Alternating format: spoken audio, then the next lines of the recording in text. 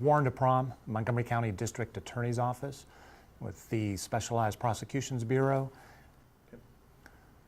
On August the 9th of 2013, the sitting judge of the 9th District Court, Judge Kelly Case, issued an order in the trial of a criminal defendant to the District Clerk of Montgomery County, Barbara Adamick, ordering her to release the names of 600 jurors to the defense attorneys in the ongoing criminal litigation of that particular case for the purposes of conducting a study into Montgomery County jury selection processes.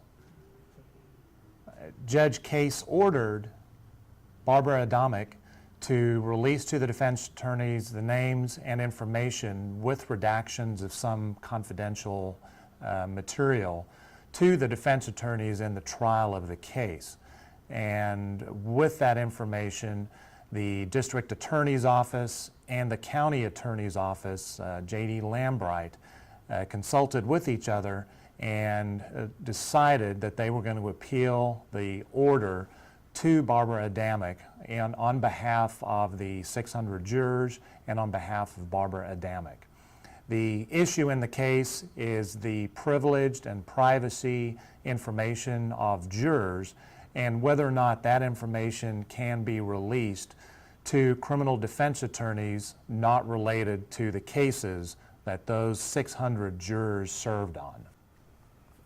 62.0132 of the Government Code is there to protect the privacy of jurors and authorizes the release of information about jurors, private information, only to the defense attorney that is handling the case at bar. So what the district attorney and the county attorney allege is that since this information does not relate to the case being tried, it's for the purposes of conducting a study, that the release of that private information is not authorized. Article 35.29 of the Texas Code of Criminal Procedure is another statute that is designed to protect the privacy of jurors in criminal cases. And basically what that statute provides is that private juror information can only be released to defense attorneys and to prosecutors handling a specific case that they are called to serve on. The law does not authorize as a general rule the release of information to any other attorneys or on different cases. And what we allege in this case, in the order of appeal in this particular case, is that since the 600 jurors' private information that is sought to be disclosed is not relating to their particular cases that they sat on, that order should be nullified by the appellate court. You ready? The statutes at question are designed to protect the privacy of jurors. There's a significant interest of the government, of the courts, of the defense bar, that jurors come down and do their civic duty.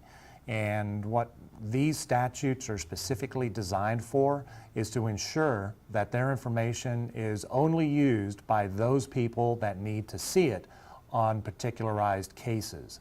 The laws, according to the district attorney's office and the county attorney's office, do not authorize the release of this private information to non-litigants in those particular cases because we want the jurors to have an incentive to come down and serve. And the implication behind those statutes is that if jurors understand or believe that their private information can be revealed at any time to anybody, that may limit the number of jurors that we get and make the citizens less likely to come down and serve on juries, which we don't want to happen. There are some exceptions to the non-disclosure rule of juror information. Typically, that's in the case of jury misconduct or in motions for new trial on those particular cases. But as the district attorney and the county attorney allege in the documents that they filed, even if they were to make a case of a claim of good cause to obtain this information for the defense, they haven't made a case of good showing. In the pleadings, what the state of Texas is alleging is that a study of jurors' feelings towards race is not something that a court has authority to do. That is something that needs to be conducted by the Commissioner's Court of a particular county, by a municipality, or by the legislature.